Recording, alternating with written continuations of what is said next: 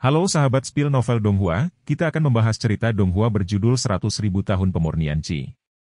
Sebelum kita lanjut, jangan lupa siapkan kopi dan cemilannya agar lebih nyaman mendengarkan alur cerita novel ini. Untuk membuat saya semakin semangat, jangan lupa subscribe, like, dan bagikan alur cerita video ini. Tapi ada prasyarat, Anda bertanya kepada saya, isinya tidak bisa melibatkan dua lainnya, kalau tidak saya akan sangat malu. Kata-kata Su yang membuat ketiga pangeran tertawa tak berdaya lagi. Baiklah, Yang Mulia benar-benar bijaksana, jangan khawatir. Saya pikir ini akan menjadi kerjasama yang sangat membahagiakan. Pada saat yang sama, Ling Qingshu telah membawa beberapa ahli dari Tian Lanzong ke langit di atas Tian Wuzong. Angin meniup jubah mereka, dan semua orang tampak serius dan menatap langit di bawah. Lusinan Sekte Budidaya di bawah seluruh Kabupaten Tianwu telah mengirim guru yang sesuai ke sini bagi mereka, disinilah manfaat terbesar dari berpartisipasi dalam kompetisi berada.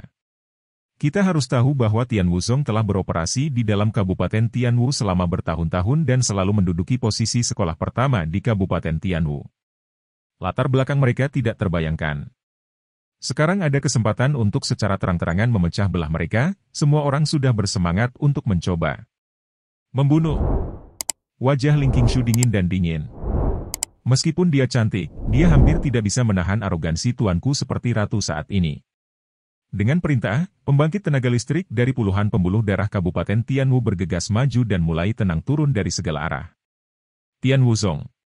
Sekte bela diri pertama ini, yang membenci Kabupaten Tianwu selama 100 tahun, akan berubah menjadi kuburan. Teriakan pembunuhan yang mengerikan dan kesombongan pembantaian yang sembrono melampiaskan, banyak pembudidaya sekte Tianwu akan mati, dan darah terbang hampir menutupi setiap sudut sekte. Perlu disebutkan bahwa, karena banyak ahli ranah Dongtian Tian Wuzong telah berlindung di Tian Lanzong dan menjadi bawahan Ling Qingshu, di bawah bimbingan mereka, barisan Tian Lanzong pertama kali mencapai perbendaharaan warisan Tian Wuzong. Ya Tuhan! Zhao Tianxun ini benar-benar bukan karakter yang sederhana. Dia telah mengembangkan sekte Tianwu ini menjadi sekte yang kuat dalam 100 tahun. Dengan begitu banyak harta yang diturunkan dan rahasia praktik, itu cukup untuk mengangkat latar belakang sekte Tianlan untuk tingkat yang lebih tinggi. Banyak murid tua dari sekte Tianlan benar-benar tercengang, merasa dari hati bahwa nadi ini benar-benar kaya. Sejak saat itu, gelombang pencarian panik yang tak terkendali secara resmi dimulai. Setelah ratusan hari para biksu Lanzong mengisi perut mereka, di bawah bimbingan Ling Qingshu, sejumlah besar bahan dikirim ke kapal roh dan berbagai ruang penyimpanan. Jauh lebih dari 70% dari pembuluh darah ini. Ketika selusin pembuluh darah lainnya menemukan sisi ini, harta di gudang pada dasarnya ditinggalkan oleh sekte Lan Surgawi. Namun meski begitu, pembuluh darahnya masih cukup bersemangat, bahkan bahan-bahan yang tidak dibutuhkan oleh sekte Lan Surgawi ini merupakan keuntungan besar bagi mereka.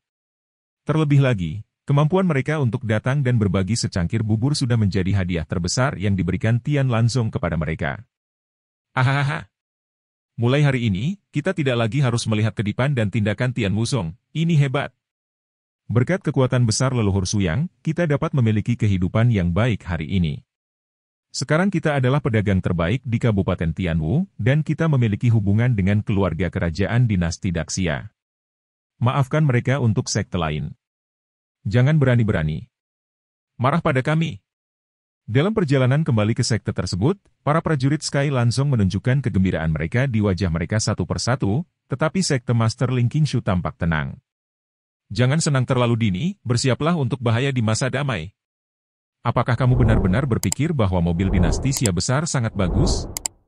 Belum lagi, kamu seharusnya melihat adegan dari tiga pangeran yang bertarung memperebutkan kekuatan. Tidak peduli sisi mana yang didukung ketiga orang ini, mereka tidak. Pilihan terbaik untuk sekte Tianlan kita, bagaimana menghadapinya tergantung pada leluhur Suyang.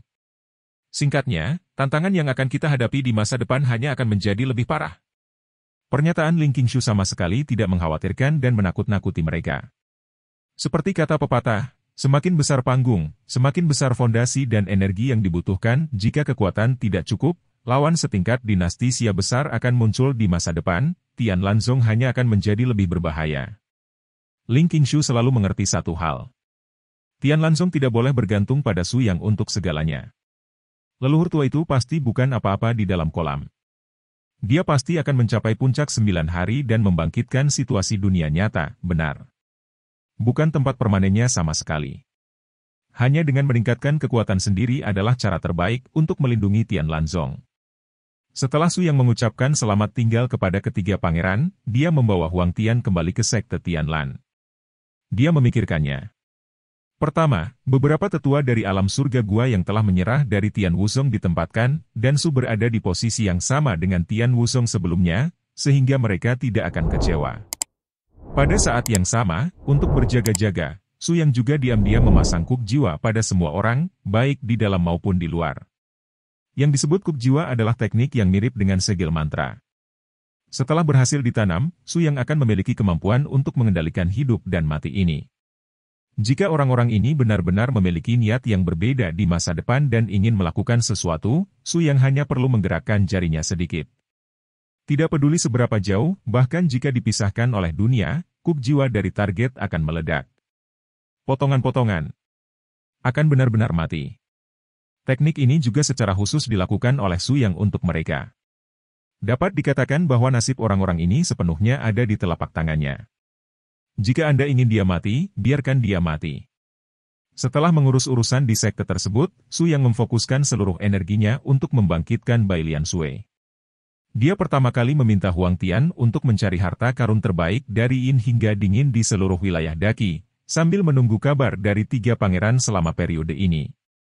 Setelah dua media kebangkitan penting Lian Quan dan Xuan Bing siap, Su Yang akan dengan kondisi dasar untuk menghidupkan kembali Bai Lian Sui.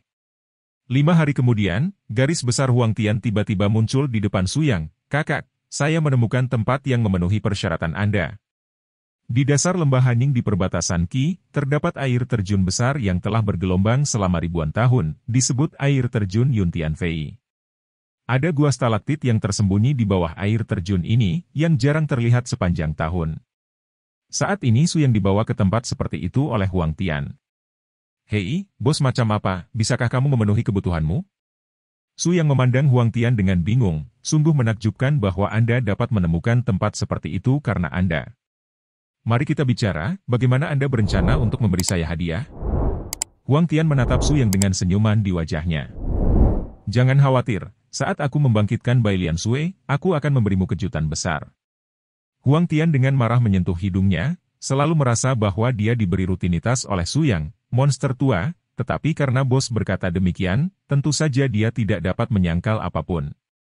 Mereka berdua melangkah ke dalamnya. Gua di bawah air terjun yang mirip dengan gua tirai air ini sangat rapi. Meja batu dan bangku-bangku tersedia semua. Sepertinya sudah lama sekali ada ahli yang datang ke sini. "Hah? Bos, lihat dinding gua ini, kok kelihatannya ada jejak energi pedang?"